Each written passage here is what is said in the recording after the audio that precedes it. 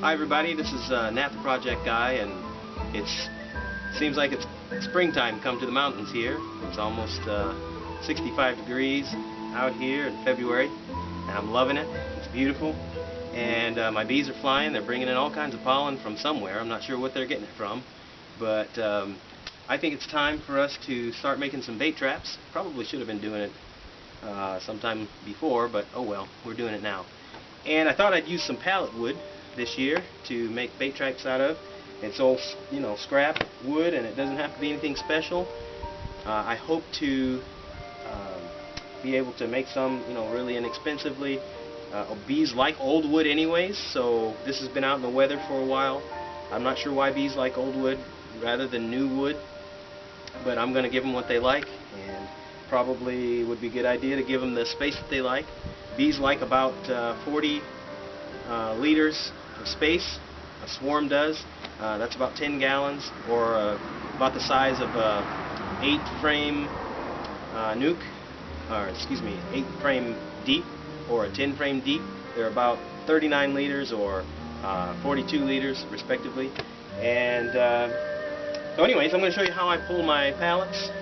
My father-in-law and I made this pallet puller. I like it. You can use a skill saw just to buzz the outsides and then pull the insides out, but I like to use this. It's a lot of fun for me, so I'll show you how it works. Pull the one side, pull the other side, and you pop the other one out. Toss it aside. Do the same thing.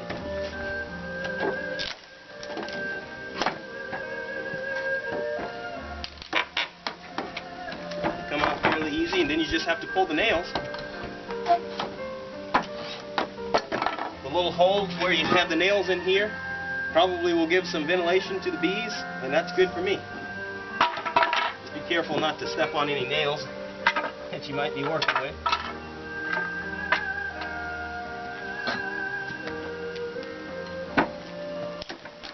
There we go. Pulls out pretty easy. And you get the idea. I'm not going to go through the whole thing here, just to give you the gist.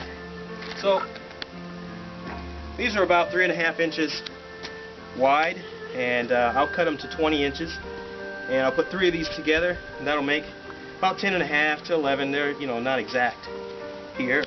These are actually probably about 4 inches long, or wide. So I'll put those together, and it'll make enough space for them to get in there. We'll put 3 of these together, like I said, 20 inches long.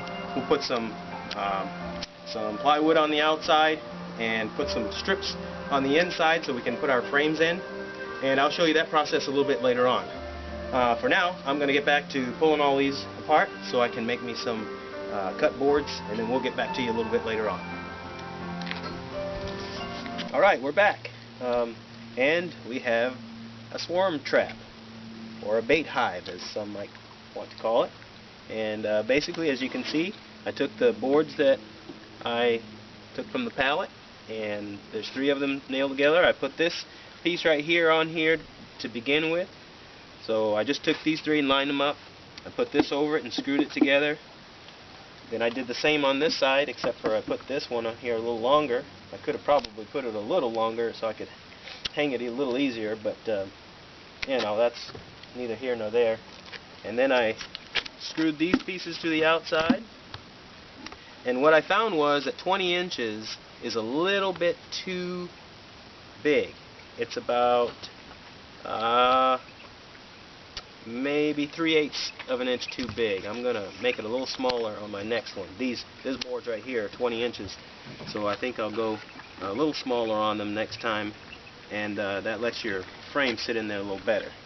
So okay, so what we'll do, now this isn't a very good one, but it's a little bit more yellow than I'm going to put. I'm going to put some real dark comb in there. But we'll take these and we'll place them in, and I'm going to put, I don't know how many will fit in here. I think I can get 7 is what I calculated, 7 or 8. But I'm just going to stick them in here. I will then take some lemongrass oil, and we'll take the lemongrass oil and we'll spread it around the inside of the box. Let me show you the inside here. It's just plain old box. It's got a bottom on it, and I got a top over here that I put on. So I'll put one in here, several in here, and we'll put the lemongrass oil in. The bees will come swarming to this thing, I'm sure. I've got a 2-inch hole on this side, and as you can see, I've got some nails in here. That'll keep birds out, like bluebirds and that sort of thing, little varmints that want to get in.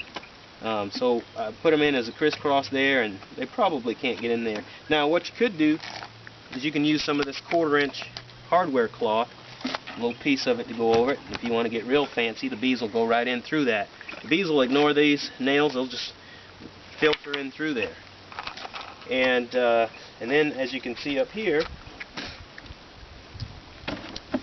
I've put in a 2-inch hole on my hanger, so that the hanger will be able to just hang on you can cut a little branch off or something like that, or you can hang it on a nail. Now if you'd have a nail, it's going to have to be insecure pretty good at about a 45-degree angle. That way this thing, when it's blowing in the wind, it won't fall off. One important thing I'd like to say is that you need to build this real secure.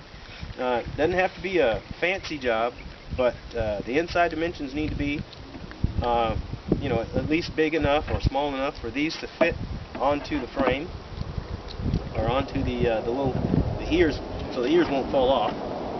Also, I use screws in these. I wouldn't use nails, because once this thing gets swinging around, the sun may hit it. If you have it in the sun, I recommend that you put it in the shade. But I'm going to hang this up here in about 6 to 8 feet off the ground, with my lemongrass oil in here, with the frames in, with some drawn comb. Thankfully I have some, and if you don't have any, you can put some foundation. I would put like a little strip of foundation about yay wide in there, and the bees will do fine with that. If you've got some old burr comb, this works real well. If you take I don't know, like a blowtorch or something like that, and you kind of melt that down, or a match or something, you can melt that real quick and stick it on there, and that'll give the bees something to start on. So you just melt the one side and stick it up onto that frame, and they'll start on that, and it'll give them something to do, some reference to start. Alright, so the final thing that you would do is, once you get your frames in, you get your lemongrass oil in, you're going to put this top on there, and now you don't want to nail this down either. You want to take some screws, and you'll screw this down in, just like so. And the reason why you want to do that is because you don't want to disturb the bees at all.